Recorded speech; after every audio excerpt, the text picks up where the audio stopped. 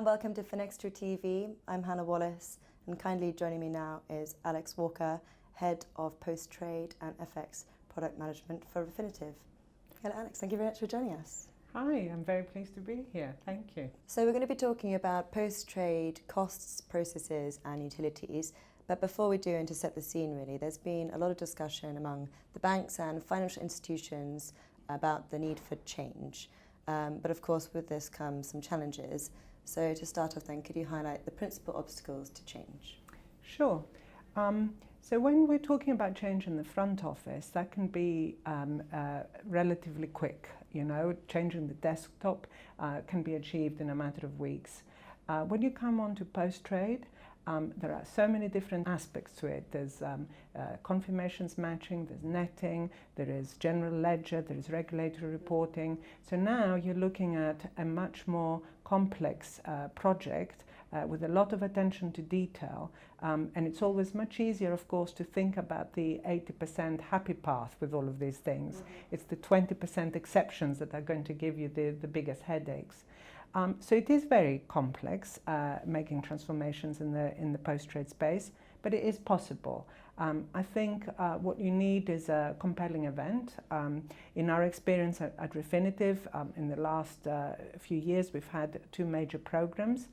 The first compelling event was around our own technology, next generation trading platform. We also had a compelling event around regulation with MiFID II. And both of those meant that our teams were mobilized and were able to really help the clients, lead the clients to the change. They knew where the clients were starting from and they knew where we wanted to get to, and we did end up upgrading thousands of clients STP. So I think what you need is perhaps a compelling event. You need, of course, the good solution, which is where you want to get to, mm-hmm. but you also need those teams of people that understand your current infrastructure and where you want to go to help you get there. All right, and can you tell me what your firm is doing to reduce post-trade costs? Sure. So in Refinitiv, we have a number of different solutions depending on the segment of the client base that we're targeting. For the buy side, we have a solution called Settlement Center, which is there to support the buy sides executing, whether they're executing on FXall, which is our main trading platform, mm-hmm. or actually whether they're executing in other venues as well, because everybody actually wants to have a choice. And we are very keen to provide them a solution that they come onto very quickly. Within weeks, they can be processing their confirmations, have SWIFT connectivity, be able to do netting, bilateral netting to cover their costs, and all of this in a solution that we manage for them. So that's one that's very useful for the buy side. When we think about the sell side in the interbank market, we have a solution called Deal Tracker, and we've just launched the next generation Deal Tracker as a service. Again, we have taken that in the cloud.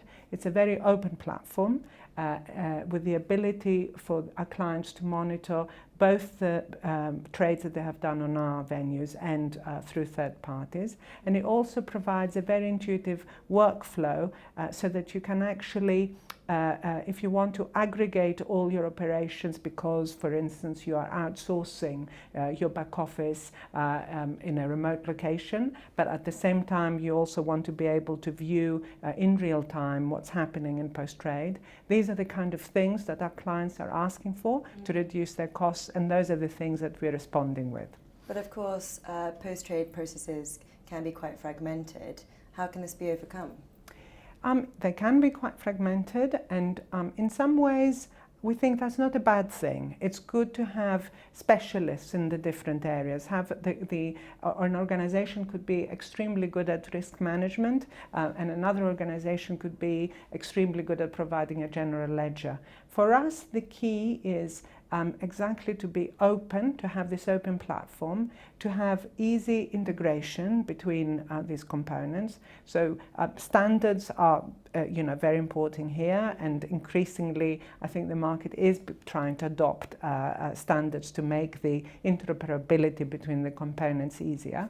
So for us the answer is openness, integration, standards that allow us to actually provide an end-to-end solution according to what the client's specific needs are.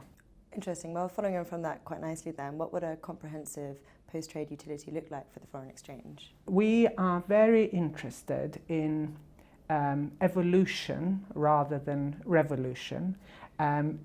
We think that is the best way to incrementally add value and reduce costs for our client base. And so we are very interested in upgrading our customers to these next generation solutions, keeping them open, making sure that we are anticipating where the market is going, making sure that we have partnerships with key organizations, SWIFT, are the kind of organizations that we want to keep talking to. Some of the processes we are definitely, very mature and provide very good value. And for instance, it's not the most glamorous part, if you like, but the connectivity, the plumbing, the collecting of all of that trades data that has been executed and consolidating it is the beginning of the story. So we have thousands of clients that are connected to our trade notification network, and from then on, because we are providing all of that post-trade data, you're then able to add components as required to ensure that the end-to-end life cycle of the trades is being optimized. So we're not for kind of one size fits all. We don't believe that there should be just one player, but it is all about providing this open, comprehensive platform that will enable the clients to optimize their post-trade costs. Interesting. Well, Alex, thank you so much for sharing insights. It's been a pleasure. Thank you. Thank you very much.